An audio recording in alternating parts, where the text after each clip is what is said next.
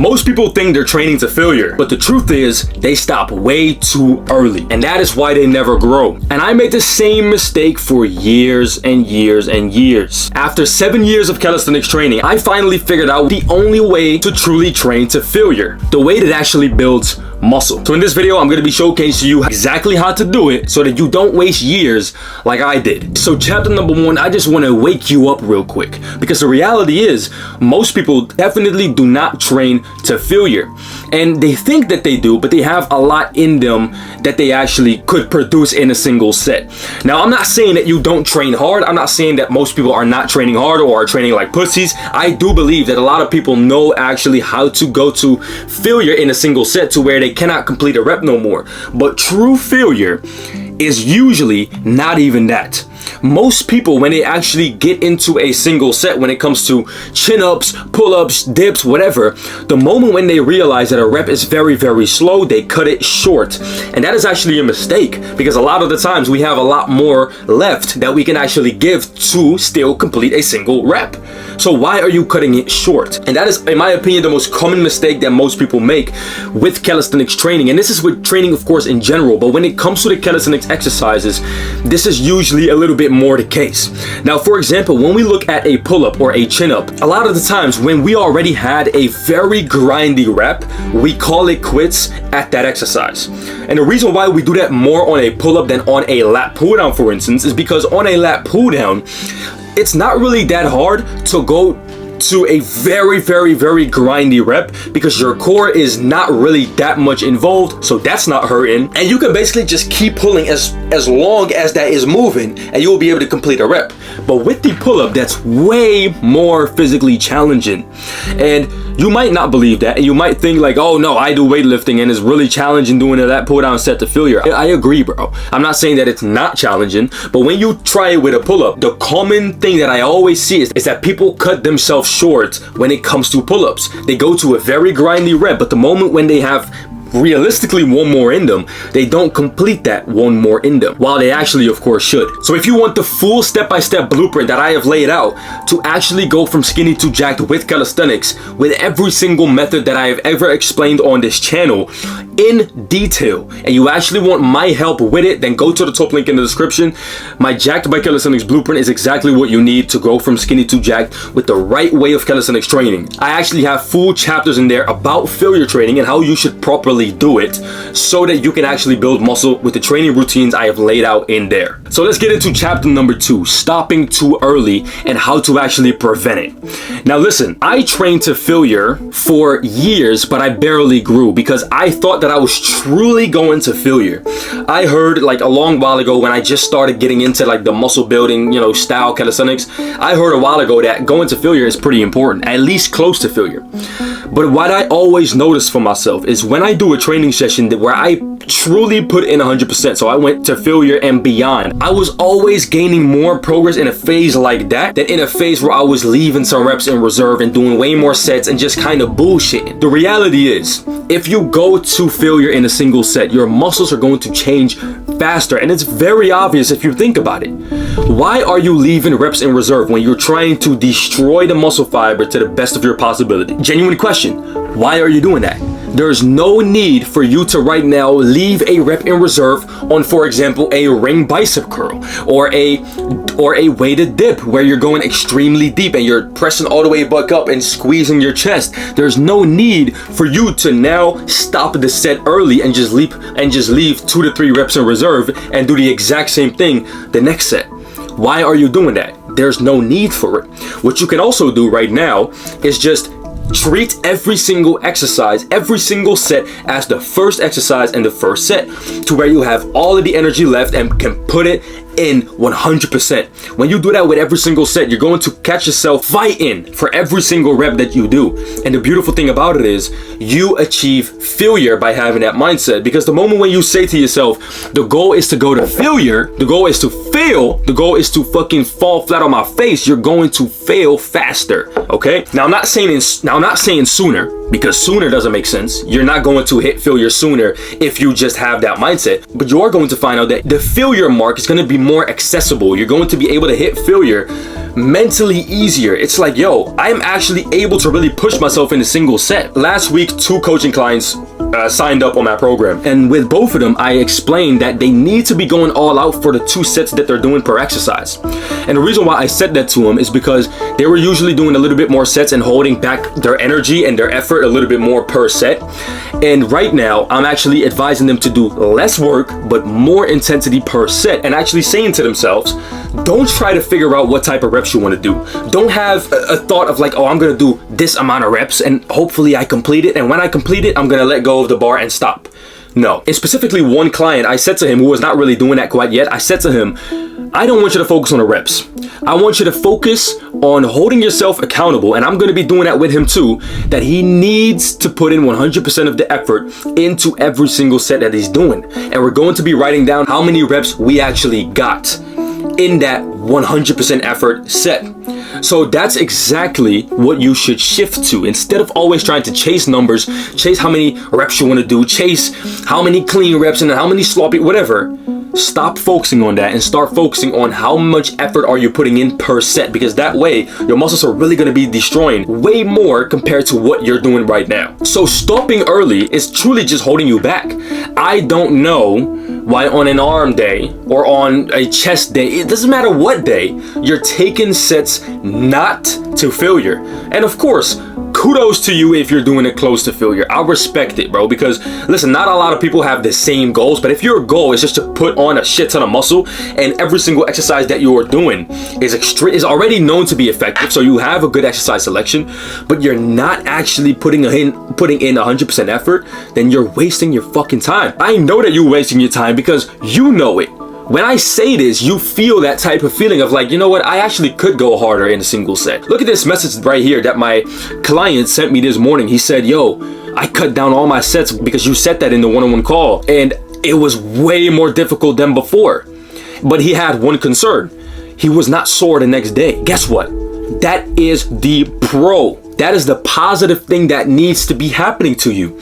You don't want to be sore every single fucking day. The most common reason why people are extremely sore after a workout is not because they trained hard, but because they just did a lot. So their muscles are just tired.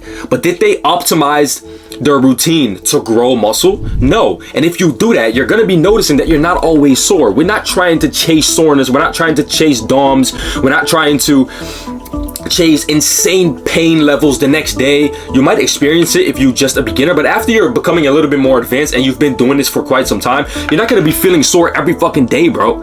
Especially if you have pretty low volume, because you're not going to be doing a lot with it. You're not really going to be feeling that soreness that you used to feel with insanely high reps, insanely high sets. Listen, back when I was doing my high volume training, so extremely high volume, I was truly sore at least twice a week. I felt soreness very frequently throughout the week, throughout the year, throughout the months. But right now that I'm actually lowering my volume and having a pretty low volume routine, but very high intensity, I'm not really insanely sore no more the next day, but I'm gaining muscles way quicker. I'm looking better. I feel stronger. Why is that? Because I'm optimizing my routine to be able to destroy the muscle fiber, not just do a lot of bullshit. When you are a fucking Bob the Builder type guy out in the streets building fucking streets, you might feel sore the next day. Did you build muscle?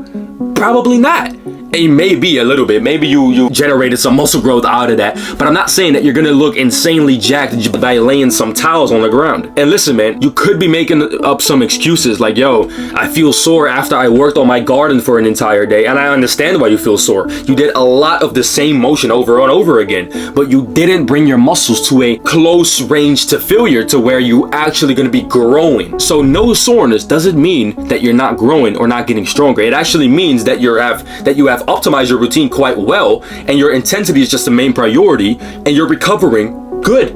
That's it. And by the way, this exact blueprint to go into failure, building muscle with calisthenics, the effective way, is laid out in the top link in the description. So if you actually are serious about growth and you want to stop running in circles, stop actually just fucking around with whatever you're doing right now and take it really serious, then I'm going to be helping you. Click the top link in the description and just join, bro. Just make the decision, just join, and I'll see you inside, and we're going to be fucking building muscle. Now let's get into the next chapter, the best way of training to failure with calisthenics. Now listen, in my opinion, the best way to train to failure is not just doing a set until you can no longer do a rep. That is very effective already, right? But the best way of going about it is by adding a very specific intensity technique that I have been actually teaching my clients, doing myself, and I'm going to be making future videos on it a lot more, because this technique is very, very effective, especially for calisthenics athletes. And we can actually use this to gain insanely quick muscle progress and strength. So I like to call it matching the reps. So listen, when you have 2 or 3 sets to failure on a single exercise, I don't just want you to do 3 sets till you can no longer complete a rep and that's it, and then drop yourself down, wait to the next set. What I want you to do is very specific. I want you to count how many you get on the first rep by just going all out. Don't focus on how much you want to get, but just count whatever you do get. In the moment when you have counted that in your head, let's say it was 8 pull-ups with 45 pounds on the rings. Next set, wait like 2 to 3 minutes. Next set, what you're going to be doing is you're going to be doing exactly the same. The goal is 8 reps on the second set again. Now, you probably are not going to get that because you have already hit 8 on the first set. The second set is probably going to be like 6 or 5. But that's the good thing, because that means that we hit failure, and right now we're going to rest for 5 seconds and go again until we match the reps, which is 8. So if you have 5, 3 more to go, and that way you right now have matched up the reps. So the goal is to match the numbers on whatever you did with the first set. And the beautiful thing about it is that we're not only going to be hitting failure 2 times in 2 sets, we're going to be hitting failure 3 to 5 times in 2 sets. Now, basic science and math tells me that you're hitting failure more than the average gym guy or calisthenics guy who is doing just normal 2 sets to failure, right? So when I say to myself, I'm gonna go all out on pull-ups on, 66 pounds ring chin-ups, whatever, I count what I get in the first set. When it's 8, I have to match up with 8 on the second set, and that way I'm gonna be hitting failure multiple times, and I only need 2 sets. This is the true reason why you don't need more than 2 sets of going extremely all out with rest and pausing and matching the sets. That's exactly the best way of training to failure. Now listen, when it comes to partial reps, there's one thing that I also want you to implement, because even if you are counting the reps that you are doing with the first set, even after you fail a rep, go ahead and just implement some more partials, bro. Listen, you don't have to do this right off the bat if you're not that experienced with failure training, but after a little while and you hit failure and that is even not really like satisfying to you anymore, add some fucking partials, bro. Pull up as high as you can with a pull-up and then drop yourself down and do that 4 times. So listen, the proper way of doing that, because a lot of people make mistakes with partial reps, they think it's just a pumping up type of movement, just short reps at the end of what they already have done. But the truth is, what you want to be doing is, after you have done failure, you want to now try full reps again. But because you're not going to be able to do a full rep, it's going to turn out to be a partial rep.